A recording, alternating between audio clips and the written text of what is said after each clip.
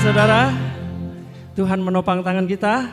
Puji nama Tuhan. Mazmur 37 ayat yang ke-23 mengatakan bahwa Tuhan menetapkan setiap langkah-langkah orang yang hidupnya berkenan kepadanya. Jadi kita bersyukur sebagai orang yang percaya kepada Tuhan. Karena kita boleh ditopang, kita boleh dipimpin. Kalau kita ada pada saat ini tahun 2026,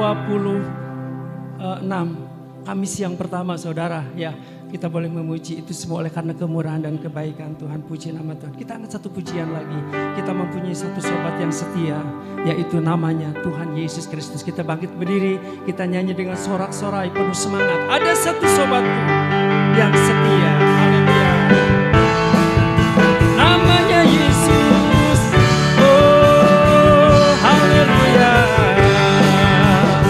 Oh, ada satu sobatku yang setia,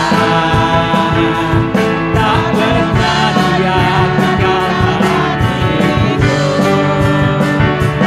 Di waktu aku susah, waktu ku sendirian, dia selalu menemani diriku. Ada satu sobatku, ada satu sobatku yang setia, tak pernah dia tinggalkan diriku. Di waktu aku susah, waktu ku sendirian, dia selalu menemani diriku. Namanya Yesus, haleluya. Oh, namanya Yesus, nama Yesus yang menghibur hatiku. Namanya Yesus, oh haleluya. Nama Yesus, nama Yesus yang menghibur hatiku. Ada satu sobatku yang setia, tak pernah dia tinggalkan diriku. Di waktu aku susah, waktu ku sendirian, oh dia selalu menemani diriku. Namanya Yesus, namanya Yesus, nama Yesus yang menghibur hatiku. Namanya Yesus, oh namanya Yesus, oh nama Yesus yang menghibur hatiku. Namanya Yesus, haleluya. Oh namanya Yesus, nama Yesus yang menghibur hatiku. Haleluya. Namanya Yesus, namanya Yesus, oh nama Yesus yang menghibur hatiku. Nama Yesus yang menghibur hatiku. Oh nama Yesus yang menghibur hatiku. Haleluya. Silakan duduk saudara, puji nama Tuhan. Seringkali saudara kita, teman kita, bahkan orang tua kita tidak tahu akan keberadaan kita. Tetapi hanya Tuhan Yesus yang dapat mengetahui pergumulan hidup kita. Oleh sebab itu biarlah terus pasrah kepada Dia. Karena Dia adalah merupakan seorang penolong yang ajaib, yang selalu menyertai kami semua. Haleluya. Biarlah kita siapkan hati kita. Kita akan menyembah Tuhan. Kita akan memuliakan, kita akan meninggikan Dia. Hanya Yesus yang menjadi penolong yang ajaib, yang selalu menyertai di dalam setiap kehidupan kita. Oh, haleluya. Penolong yang selalu setia, memenuhi keperluanku.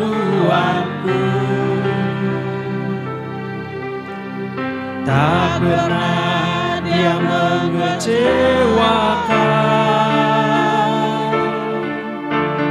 Yesusku tak pernah gagal. Penolong yang selalu setia, penolong yang selalu setia,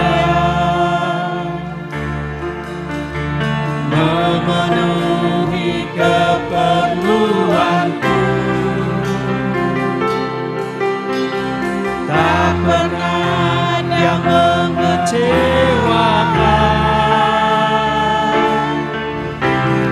Yesusku tak pernah gagal. Kita bangkit berdiri lagi saudara. Segala perkara dapat ku tanggung di dalam Dia yang memberi kekuatan. Tuhan Yesus penolong dan sahabat. Tetap percaya Tuhan setia. Penolong yang ajaib, haleluya. Penolong yang selalu setia.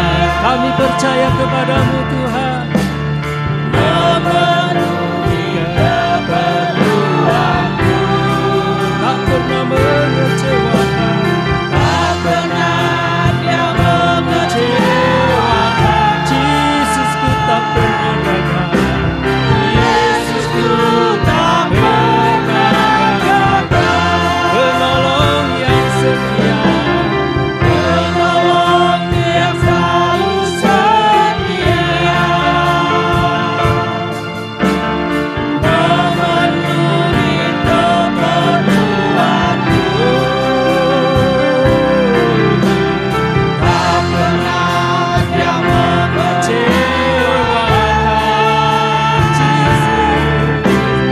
Yesusku tak pernah gagal. Segala perkara, oh, segala perkara, amin, dapat. Oh, haleluya, haleluya.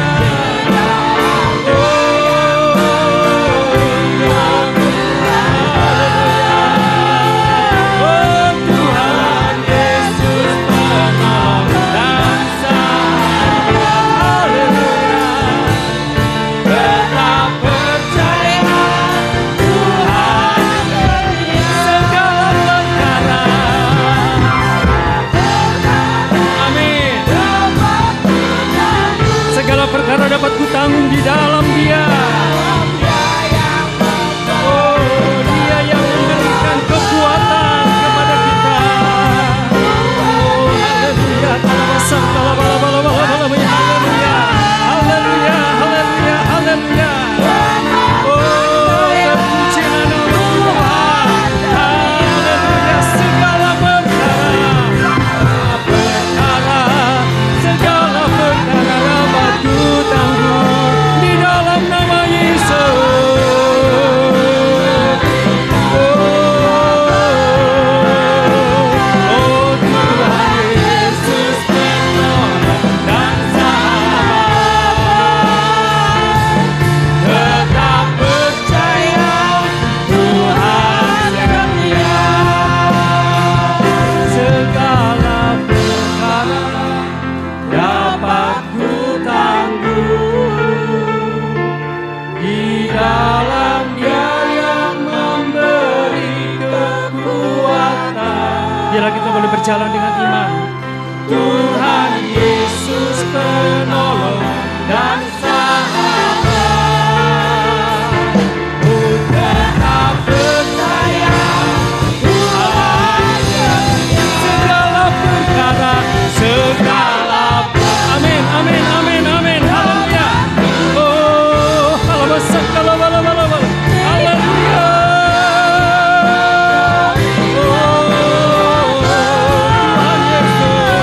Oh, Tuhan Yesus penolong dan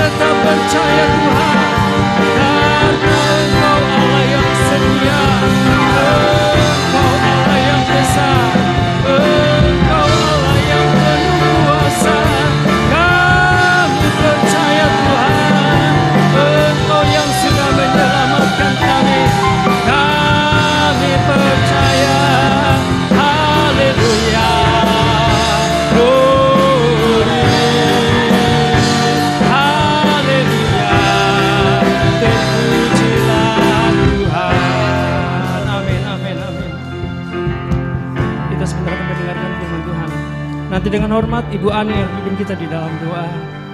Bila kita ikut pujian, segala perkara dapat kutangguh. Segala perkara dapat kutangguh di dalam Dia yang memberi kekuatan. Tuhan Yesus, oh Tuhan Yesus, penolong dan sahabat.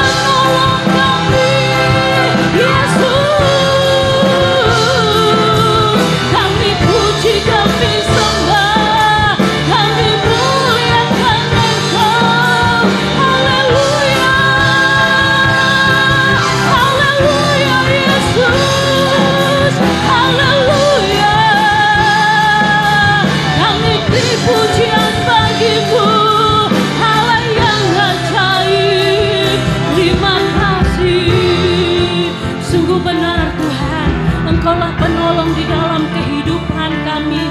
Engkaulah yang tidak pernah berubah dulu, hari ini, bahkan selama-lamanya ya Tuhan.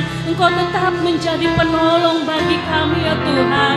Biar hati kami tetap percaya kepadamu ya Bapa. Kami percaya Tuhan, kalau sepanjang ya Tuhan tahun kemarin Tuhan menyertai kami hingga hari ini Tuhan, kami percaya Tuhan di tahun yang baru ini ya Bapa, kami terus melangkah bersama dengan Engkau. Ada pengharapan yang baru, ada kekuatan yang baru yang akan kami peroleh bersama dengan Engkau ya Bapa. Biar Tuhan sepanjang minggu, sepanjang tahun ini kami serahkan ke dalam tangan-Mu. Hidup kami berada dalam genggaman-Mu ya Bapa. Terima kasih Tuhan. Terima kasih sudah memberi kesempatan untuk kami memuji dan memuliakan Engkau. Biar setiap pujian yang sudah kami naikkan boleh menyenangkan hati-Mu ya Bapa. Terima kasih Tuhan. Tiba saatnya kami mendengar kebenaran firman-Mu. Biar kebenaran firman-Mu yang akan disampaikan boleh mendatangkan kekuatan yang baru di dalam kehidupan kami. Membentuk kami menjadi pribadi-pribadi yang jauh lebih baik lagi melalui kebenaran firman-Mu ya Bapa.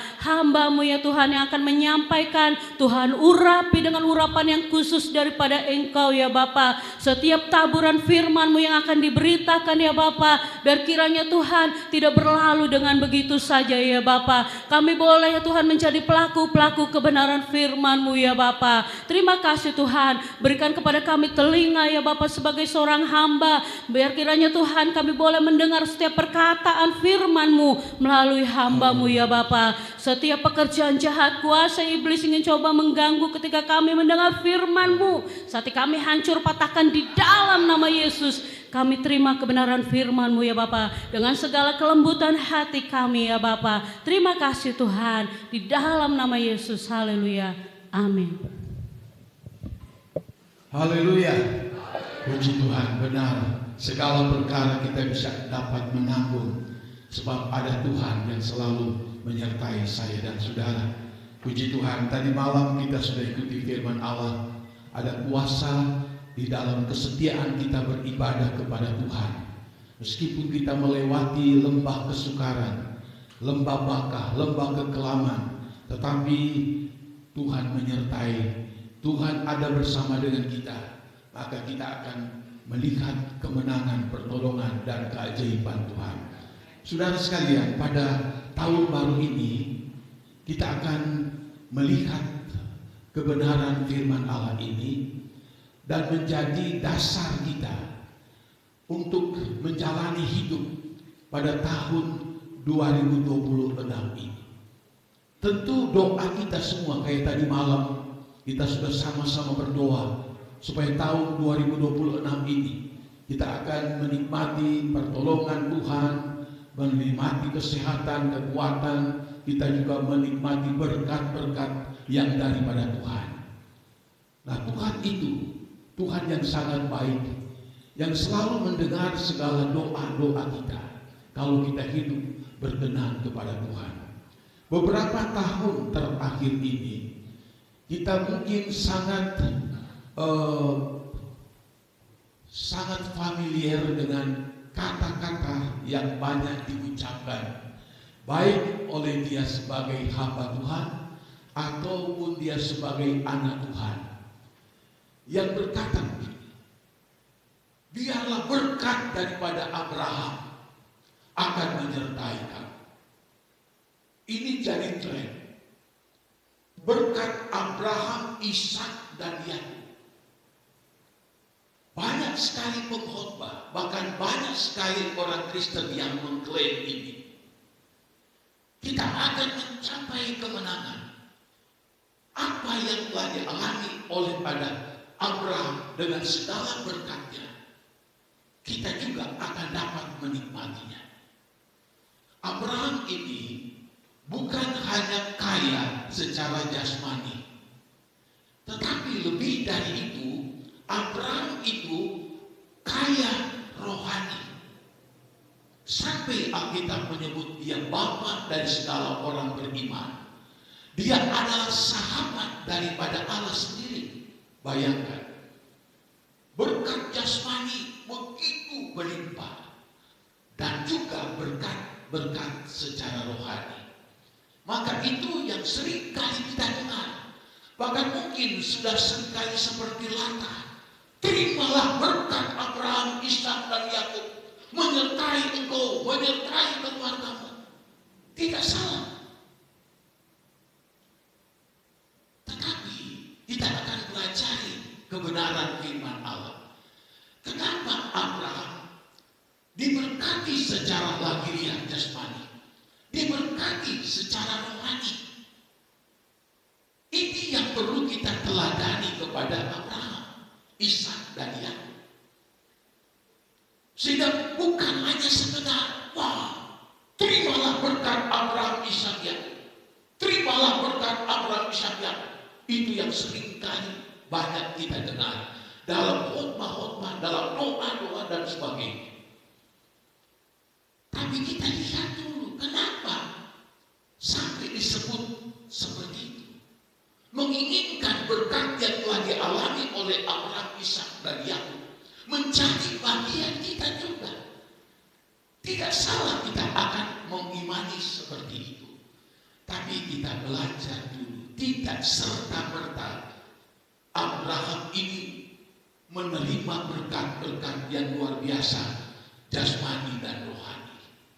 Kita lihat di dalam Kejadian 12, di situ ayat 1 dan ayatnya yang kedua berkata begini. Kejadian 12 ayat 1 dan 2. Berfirmanlah Tuhan kepada Abraham, pergilah dari negerimu dan dari sanak saudaramu dan dari rumah bapamu ini ke negeri yang akan kutunjukkan kepadamu. Aku akan membuat engkau menjadi bangsa yang besar dan memberkati engkau serta membuat namamu masyhur dan engkau akan menjadi berkat. Pertama kali Tuhan memanggil Abraham. Tempat tinggal Abraham itu ada di Ur Kasdim, jauh sekali dengan negeri Kanaan atau tanah Israel. Itu ribuan kilometer jauhnya. Abraham beserta keluarga, sanak saudara, familinya tinggal di satu kota kecil yang bernama Ur Kasdim. Lalu disitulah Allah datang kepada Abraham mengatakan bahwa pergilah ke negeri yang pergilah pergilah dari negerimu dan sanak saudaramu dan dari rumah bapamu. Tinggalkan negerimu. Setelah saya belajar tentang negeri Ur-Kasdim ini, ternyata mereka orang-orang penyembah berhala, tidak menyembah Allah. Engkau akan pisahkan dirimu dari negerimu penyembah berhala dan tidak percaya kepada Tuhan. Bahkan engkau akan pisahkan diri dari sanak saudara, keluarga, famili besarmu itu. Bahkan juga dikatakan bahkan kepada bapak ibumu atau orang tuamu. Ini bukan sepele. Dia sudah nyaman tinggal di negeri Ur-Kasdim. Katakanlah firman Allah, tinggalkan semua itu. Pergilah ke negeri yang akan aku tunjuk kepada. Belum juga dia tahu. Tapi kita lihat Abraham mengambil resiko ini. Dia berpisah dari kebiasaan negeri Ur-Kasdim yang penyembah berhala. Dia memisahkan diri dari segala dosa-dosa dan kejahatan yang mereka lakukan. Dia berpisah dari segala keinginan-keinginan duniawi yang merusak. Allah katakan, tinggalkanlah negeri itu, tinggalkanlah sanak familimu, bahkan keluargamu. Pergilah engkau. Secara manusia orang pikir dulu, aduh mau meninggalkan satu tempat yang sudah hidup aman, nyaman, keluarga besar ada di situ, lalu keluarga orang tua, itu tidak gampang, saudara. Tapi Abraham berani mengambil resiko. Dia tinggalkan semuanya. Dia tinggal kebiasaan-kebiasaan yang berdosa. Dia ikuti panggilan yang dari Tuhan. Ini pertama. Kalau kita ingin menikmati berkat daripada Abraham, kita harus berani ambil resiko. Meninggalkan segala dosa-dosa, meninggalkan kejahatan-kejahatan, meninggalkan segala hal-hal yang tidak menyenangkan hati Tuhan, yang mungkin bertahun-tahun kita menikmati semua hal-hal yang tidak menyenangkan Tuhan itu. Kita berani mengambil satu keputusan dalam diri kita. Saya akan tinggalkan dosa, tinggalkan kebiasaan buruk, tinggalkan kejahatan, segala hal yang tidak menyenangkan kepada Tuhan. Aku akan tinggalkan semuanya itu. Aku ikut sama Tuhan. Beranikah kita ambil keputusan seperti itu? Sebab tidak sedikit orang sudah menjadi Kristen, sudah percaya Tuhan, tetapi masih terikat dengan segala hal-hal yang tidak menyenangkan Tuhan. Adat istiadat nenek moyang, kebiasaan dunia yang berdosa dan jahat masih begitu nempel, baik dalam tindakan dan perkataannya, baik dalam pergaulannya pun, yang masih sulit melepaskan itu semua. Kalau kita mau menerima berkat Abraham, kita harus pisahkan diri kita dari hal-hal yang seperti itu.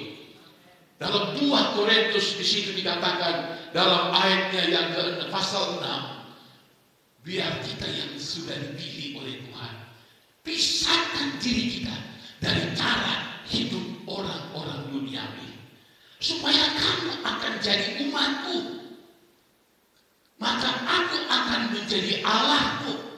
Pisahkan diri. Ini yang seringkali tanpa sadar menghalangi berkat Abraham datang kepada kita. Karena kita seringkali sulit memisahkan diri dari kebiasaan buruk kita. Sulit sekali, sudah terbiasa. Kita anggap tidak apa-apa. Tapi itu yang tanpa sadar membuat kita jauh dari berkat-berkat daripada Tuhan. Yang kedua, kita lihat itu di dalam Alkitab, Roma pasalnya yang keempat.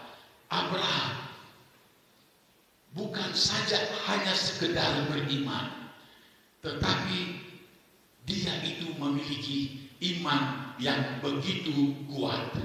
Ya, Roma 4 ayatnya yang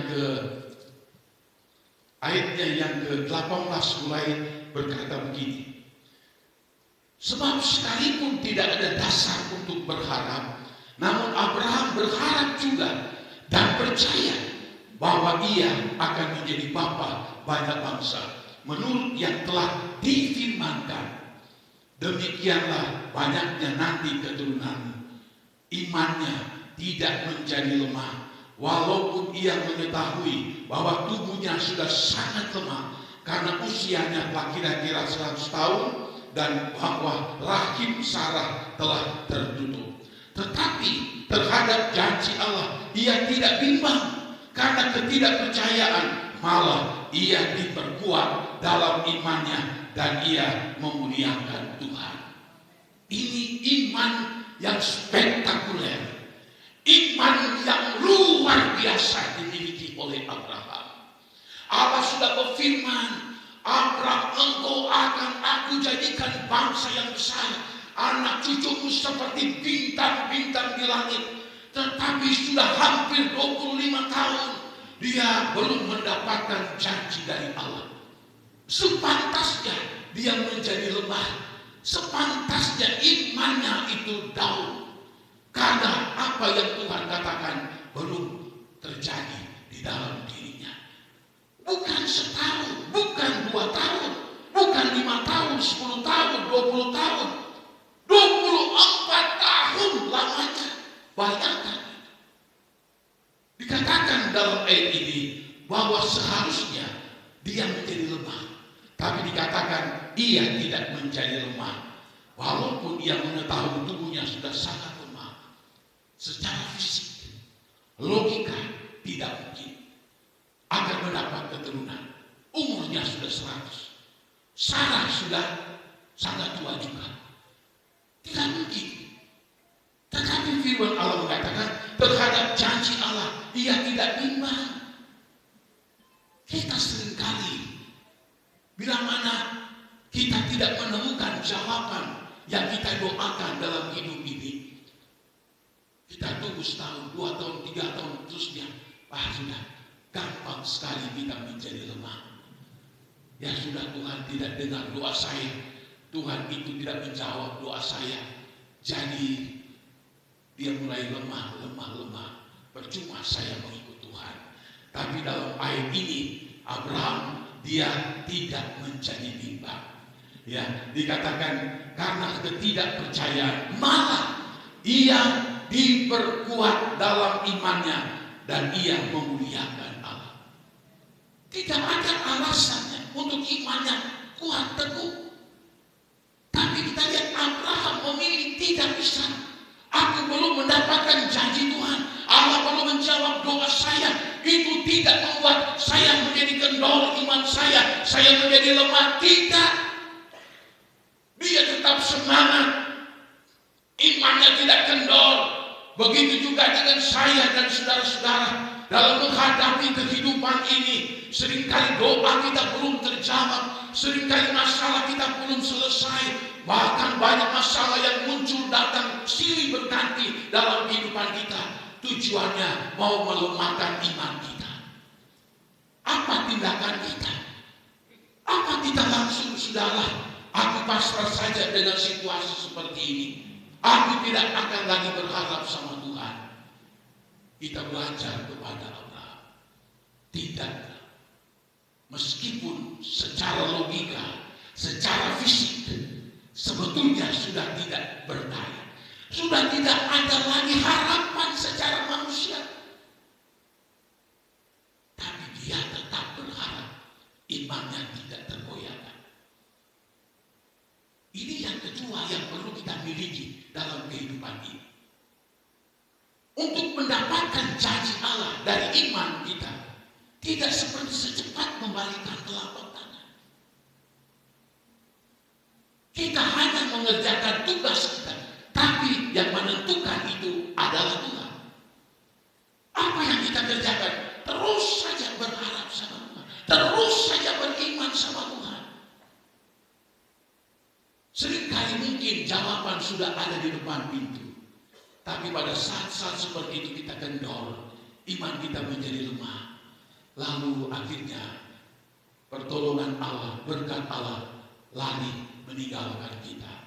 Karena kita tidak kuat dalam menghadapi semuanya itu. Jadi biar iman kita tetap menjadi kuat. Apapun yang terjadi pada tahun 2026 ini, kita baca, kita dengar di TV, dan lihat di YouTube dimanapun, banyak sekali orang yang memprediksi keadaan dunia tahun 2026 makin mengkhawatirkan, makin menyusahkan. Itu prediksi orang dunia.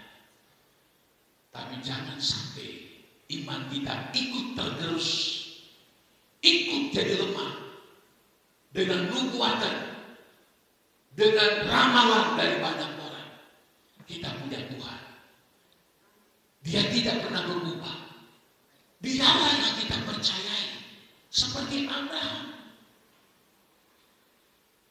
Yang kita punya iman kokoh, kuat, tidak tergoyahkan. Itu yang kedua.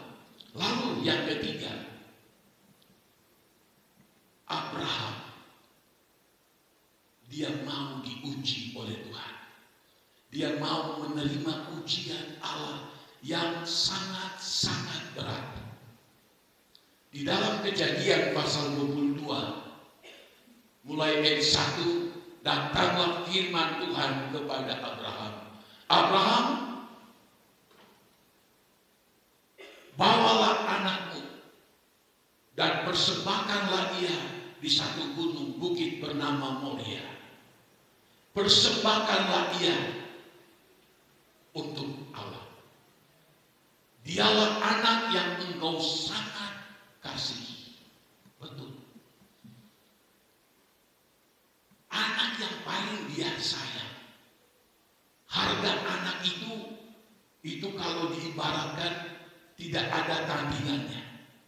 Bandingannya seluruh kekayaan Abraham dibandingkan dengan anak ini, dia masih memilih anak ini. Tuhan tidak minta kekayaannya yang banyak. Tuhan minta anaknya. Karena apa? Tuhan katakan, itulah anakku Ishak yang engkau kasihi. Nyindir Tuhan.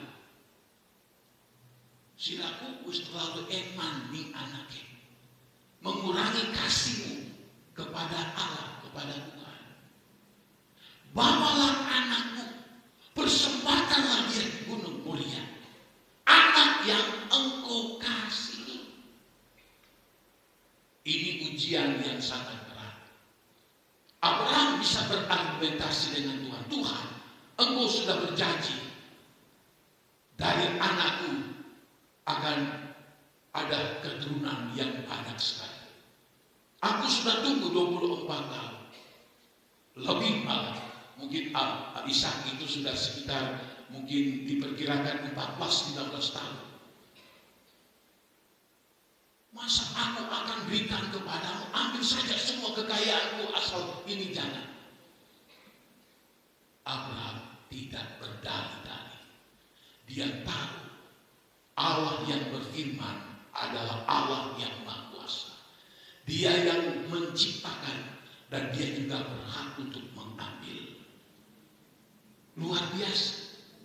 Dia sudah tidak pakai logika lagi. Yang ada pada dia percaya kepada firman Tuhan meskipun berat. Dan dia lakukan itu.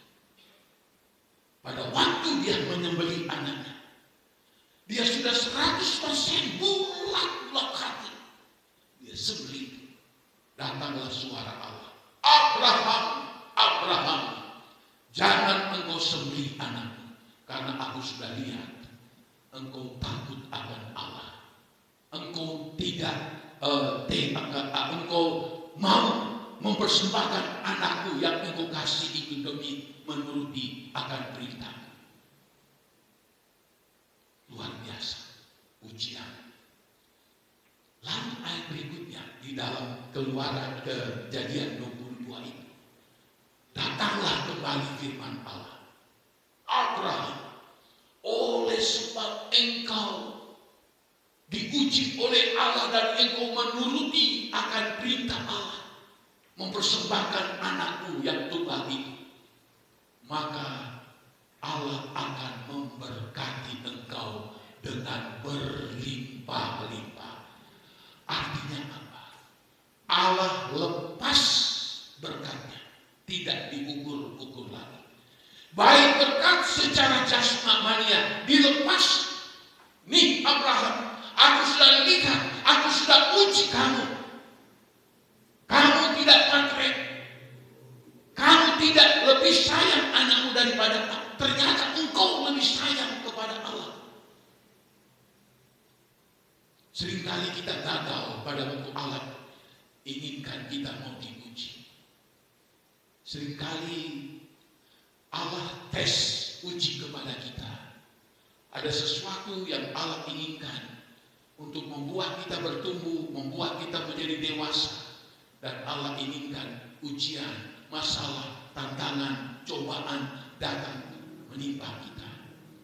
Di situ kita akan memilih mau tunduk sama firman Allah atau kita menyerah. Kalau kita berargumen, kenapa Tuhan begini, kenapa begitu, kenapa begini, kita akan kalah. Kita contohi Abraham. Abraham tidak mau menyerah dengan keadaan. Dia tahu ada yang berdaulat penuh di dalam seluruh kehidupannya. Dia tahu ada satu yang memiliki otoritas yang begitu kuat, yang mengendalikan akan kehidupannya. Dia tahu kalau Allah yang akan memberikan anaknya, dia tahu Allah juga sanggup untuk mengembalikannya. Anaknya berkata, "Bapa, kayu sudah ada, api sudah ada. Di manakah domba yang akan nanti dikorbankan?" Apa Abraham katakan? Allah yang akan menyediakannya. Ternyata sampai di Gunung Moria, dialah yang akan disembelih. Betapa berat sekali. Tapi Abraham tahu Allah menguji dia. Meskipun begitu berat ujiannya, tapi kita lihat dia tunduk dan berkat Allah melimpah di dalam kehidupannya. Ini yang seringkali orang pakai. Biar berkat Abraham berlimpah-limpah. Saudara baca di dalam Kejadian 22. Allah berjanji Abraham, engkau akan aku berkati berlimpah-limpah. Kalau orang itu tidak mau memisahkan diri dari dosa, orang itu tidak memiliki iman yang kuat, orang itu tidak mau diuji, ya berkat Abraham menjauh. Malah Abraham juga sendiri mungkin kalau dia tahu, dia protes. Enak baik, besia, imane kendor, diuji setitik baik sedapus melemos. Engkau tidak mau berpisah dari segala kejahatan, dosa dan kebiasaan buruk. Ini kita harus tahu. Jangan kita terbiasa. Berkat Abraham, Ishak, Yakub datang kepadamu. Sampai kiamat kita susah untuk bisa menemukannya. Kalau kita tidak sinkronkan kehidupan Abraham dengan perjalanan hidup kita. Hebat sekali, diuji begitu luar biasa. Lalu kita lihat juga di dalam Alkitab, ini firman Allah.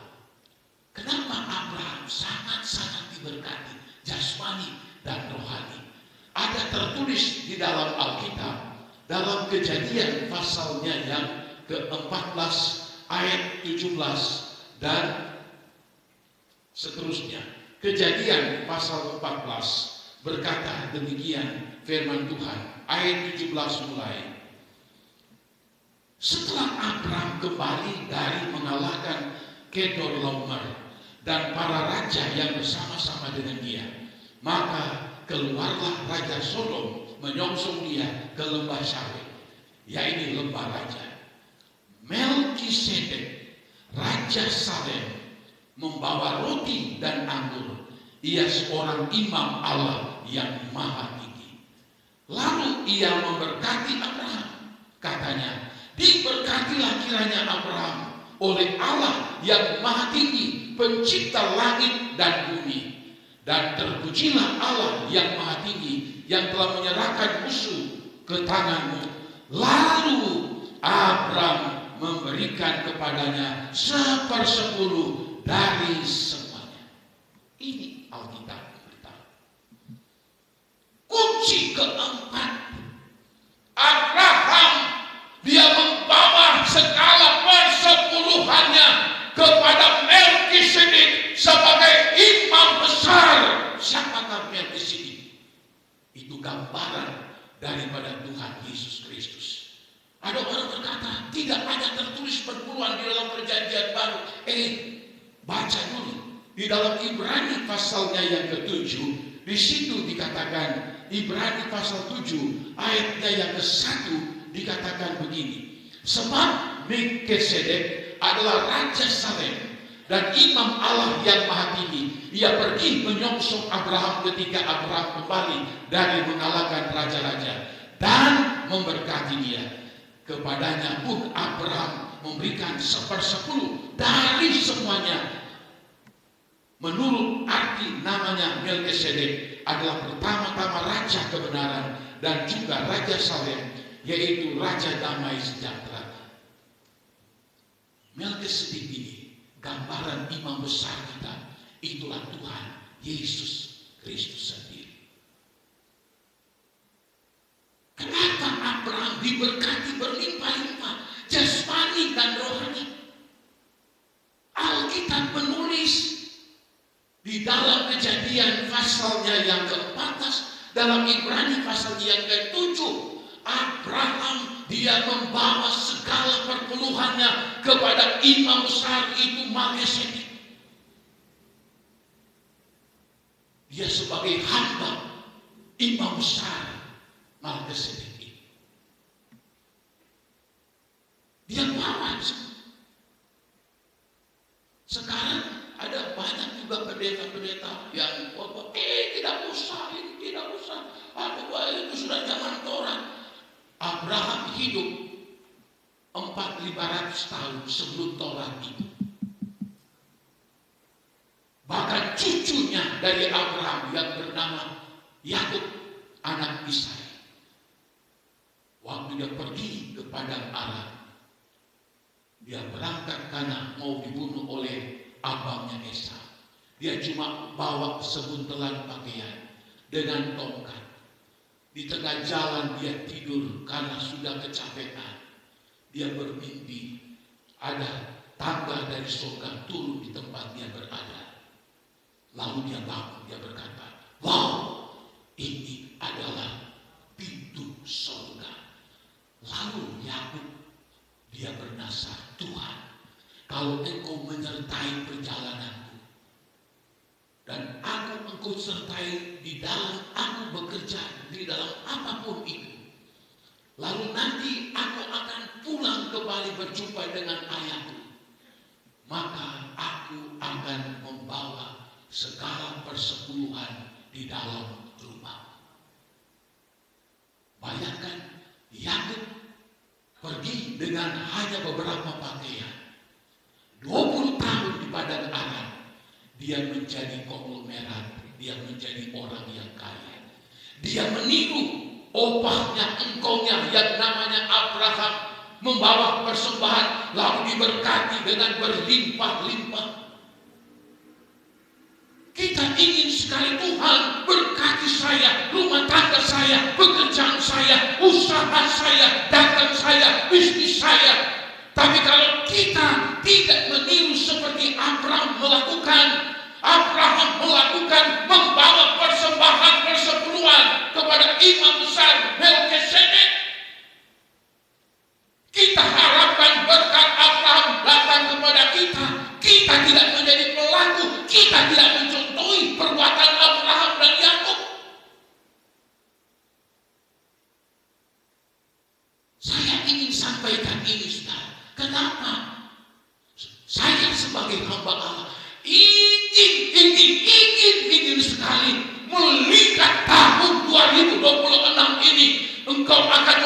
merasakan berkat Abraham, Ishak dan Yakub. Amin. Tapi kalau kita tidak mencontohi, meneladani Abraham, kita cuma omong kosong, cuma slogan doang.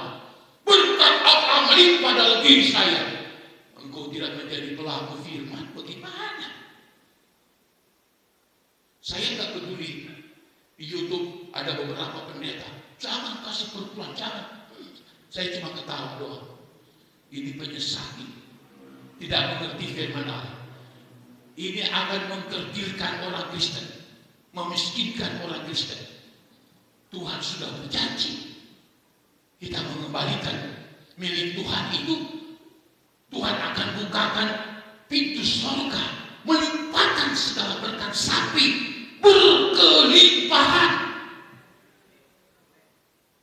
dan belalang-belalang perusak akan Tuhan hadir untuk pergi meninggalkan.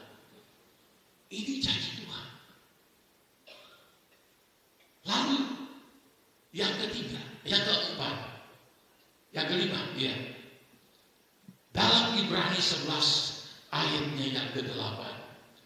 Kitab Ibrani pasal 11 ayatnya yang ke-8 berkata begini. Karena iman Abraham taat ketika ia dipanggil untuk berangkat ke negeri yang akan diterimanya menjadi milik pusakanya, lalu dia berangkat dengan tidak mengetahui tempat yang dia tujui. Karena iman Abraham taat. Dengar-dengaran, penurut, dia lebih taat sama Tuhan daripada yang lain. Taat itu artinya apa? Setia di dalam Tuhan, setia di dalam melakukan segala kehendak daripada Tuhan. Tidak hanya sewaktu-waktu, kalau lagi dia suka, kalau lagi dia mau, tapi taat itu terus menerus dia melakukan. Abraham ini orang yang taat, taat luar biasa. Ada 5 yang kita lihat tadi. Dia dipanggil untuk memisahkan diri dari segala dosa kejahatan yang ada di Urkastin. Kedua, dia memiliki iman yang kuat. Ketiga, dia itu tahan kepada ujian Allah. Dan yang keempat, Abraham membawa persekutuan. Dan yang kelima, dia taat. Ini kunci. Kalau dia tidak taat, berarti sifatnya temporer, sewaktu-waktu. Dia itu memisahkan diri dari Urkastin, nanti dia berjalan waktu, dia hidup lagi dalam dosa. Itu tidak taat. Dia memiliki iman, dia taat, tidak tergoyahkan, dan dia taat untuk memiliki iman yang kuat. Dia taat sama Allah meskipun diuji begitu luar biasa. Keempat, dia taat di dalam mengembalikan persekutuan. Kunci dari taat. Taat itu adalah setia. Tuhan Yesus berkata, orang yang setialah yang akan nanti diselamatkan. Kata taat atau setia, ini kunci dari keberhasilan. Kalau kita taat dalam melakukan seperti yang Abraham telah lakukan. Orang memprediksi 2026 ini dengan berbagai kesukaran, kesulitan. Kalau kita teladani Abraham dengan apa yang telah dia lakukan dalam hidup ini, Tuhan berpihak kepada kita. Langit bumi boleh lenyap. Yesaya 54, gunung-gunung, bukit akan bergoncang dan berpindah tempat. Tapi janji keselamatan dari Allah tidak akan pernah bergoyang. Ini janji dari Tuhan. Ini kita pegang. Apa kata orang tentang dunia ini? dengan segala kemungkinan yang negatif, dengan segala kemungkinan yang menakutkan. Kita punya Tuhan, pegang janji Allah, ikuti teladan Abraham. Dan saya percaya dan saya sangat yakin, kalau kita ikuti teladan Abraham ini, kita akan berkata, biar berkat daripada Abraham akan datang dalam kehidupanku pada tahun 2026 ini. Amin. Begitu, sudah. Kita ambil sikap dulu. Pisahkan diri dari dosa dan kejahatan. Kita harus memiliki iman yang kuat. Kita harus tahan dalam ujian. Kita harus membawa persembahan perpuluhan. Dan kita taat semua dalam melakukan itu. Dan seterusnya, Tuhan yang akan mengatur semua untuk kehidupan saya dan saudara. Dia tahu keperluan kita. Dia tahu kebutuhan hidup kita. Masa Tuhan membiarkan kita kalau kita telah mencontohi Abraham ini? Tidak mungkin dia biarkan. Berarti Allah itu berpihak. Alkitab mengatakan Allah tidak berpihak kepada siapapun, semua sama. Kalau Abraham melakukan itu dan dia menerima berkat-berkat yang luar biasa, kita pun juga mampu mendapatkan janji-janji Allah seperti itu. Asalkan kita mau sungguh-sungguh meneladani apa yang telah dikerjakan oleh Abraham. Dan saya percaya berkat Abraham tahun ini pasti akan dinyatakan dalam kehidupan kita. Tapi satu pertanyaan, apakah kita mau berkomitmen, mengambil pilihan, mengambil keputusan, Tuhan, saya mau seperti Abraham. Apapun resikonya, apapun yang terjadi, saya sekarang tahu ini, saya mau menjadi seperti Abraham. Dan kita akan lihat, Tuhan tidak akan menutup mata. Kalau boleh saya mengatakan, saya tahun ini sudah 40 berapa tahun melayani Tuhan, jadi hamba Tuhan. Sudah 50 tahun, 51 tahun. Jadi gembala di sini 46 tahun kalau tidak salah. Dari tempat praktek saya datang ke sini cuma bawa tas baju berapa potong, buku-buku pelajaran, beras 3 liter, cepit cuma buat makan sampai 3 hari sudah nggak ada. Tapi saya belajar memisahkan diri dari dosa yang tidak berkenan. Saya belajar beriman kepada Allah. Saya belajar untuk tahan diuji, apapun ujian yang diizinkan Tuhan. Saya berani membayar harga, membawa persembahan persepuluhan. Dan sampai saat ini, kalau kami boleh ada sebagaimana ada, itu adalah keajaiban Tuhan, jawaban Tuhan. Janji Allah tidak pernah berubah bagi umat-umat yang sungguh percaya kepada Tuhan. Haleluya. Kalau saudara benar-benar memiliki komitmen yang sangat-sangat kuat ini, engkau akan lihat berkat Abraham, Ishak, Yakub akan datang kepadamu. Ada satu ayat berkata begini dalam Mazmur 127.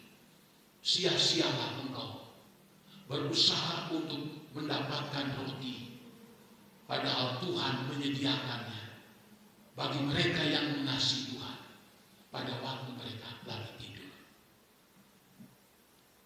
1 Korintus 2, apa yang kamu tidak lihat dengan mata, tidak dengar dengan telinga, tidak dipikirkan dalam hatimu, itu yang Tuhan sediakan bagi mereka yang mengasihi akan Tuhan. Sebetulnya simpel sekali kita mengikut Tuhan. Kita ambil contoh 5 hal ini, dan saya yakin, saya percaya kita mampu melewati 2026 ini karena ada Tuhan yang sudah berjanji menyertai kita sampai kepada kesudahan alam. Puji Tuhan, kita nyanyikan satu nyanyian. Kita berdiri bersama-sama. Haleluya.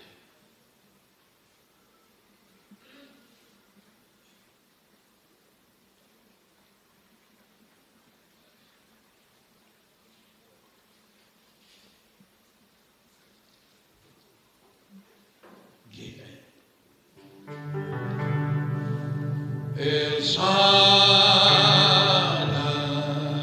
El Shaddai, Allah Maha Kuasa, Ya Ustaz, Ya Ustaz, El Shaddai mulia.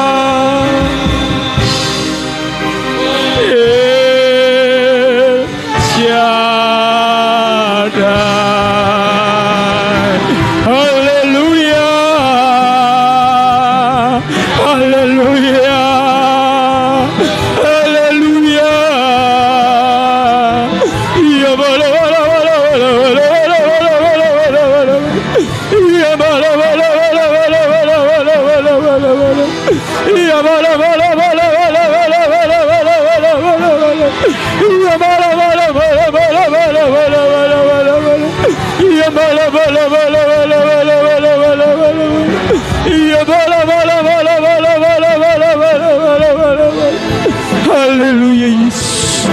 Haleluya Yesus. Haleluya Yesus. Haleluya. Terima kasih Bapa di dalam surga. Firman-Mu sungguh luar biasa di tengah-tengah kehidupan kami ya Tuhan. Biarlah di awal tahun yang baru ini ya Bapa, kami dibekali oleh kebenaran firman-Mu ya Tuhan. Biarlah di tahun 2026 ya Tuhan, kami ada terobosan yang luar biasa ya Bapa. Karena itu ya Tuhan, apa yang sudah Kau sampaikan melalui hamba-Mu ya Bapa, biarlah kami mampu melakukan seluruh kebenaran firman-Mu ya Tuhan. Terima kasih Bapa di dalam surga. Mampukan kami ya Tuhan, untuk kami meninggalkan hal-hal yang buruk di hadapan-Mu. Mampukan kami ya Tuhan, untuk memiliki iman yang teguh dan tangguh di hadapan-Mu. Bahkan biarlah kami tetap taat dalam menghadapi ujian ya Bapa. Kami mau melakukan apa yang Tuhan perintahkan di dalam hidup kami. Kami mau bawa persembahan persepuluhan ya Tuhan, karena itulah yang menjadi perintah daripada-Mu ya Bapa. Terima kasih Bapa di dalam surga. Biarlah kami juga terus mengikuti teladan daripada Abraham ya Tuhan. Kami yakin, kami percaya ya Bapa, di tahun yang baru ini kami akan mendapat terobosan daripada-Mu ya Tuhan. Kekuatan ya Bapa, damai sejahtera sukacita daripada-Mu ya Tuhan. Terima kasih Bapa di dalam surga. Engkau sudah memberkati kami dengan kebenaran firman-Mu. Berkati juga hamba-Mu ya Tuhan. Berikan kekuatan kesehatan daripada-Mu. Sebentar Tuhan, kami mau mengikuti perjamuan suci. Kau kuduskan hati pikiran kami ya Bapa. Layakkan kami di hadapan-Mu ya Tuhan. Kami serahkan semuanya ke dalam tangan-Mu. Kami juga mau memberikan korban persembahan. Kau tilik setiap tangan-tangan kami. Dalam nama Tuhan Yesus, kami sudah berdoa dan mengucap syukur. Haleluya. Dari perjamuan kudus ini Tuhan, ada kuasa yang mengalir dalam kehidupan kami semua. Yang sakit disembuhkan, dalam keadaan masalah apapun pulang dengan membawa jawaban, cobaan yang besar pulang dengan membawa kemenangan. Yang sakit sekalipun akan disembuhkan oleh perjamuan kudus melalui Yesus Kristus Tuhan kami. Terima kasih, berkatilah perjamuan kudus ini di dalam nama Tuhan Yesus Kristus. Kami mau setia menjalankan tugas yang mulia sakramen yang kudus ini. Haleluya. Amin.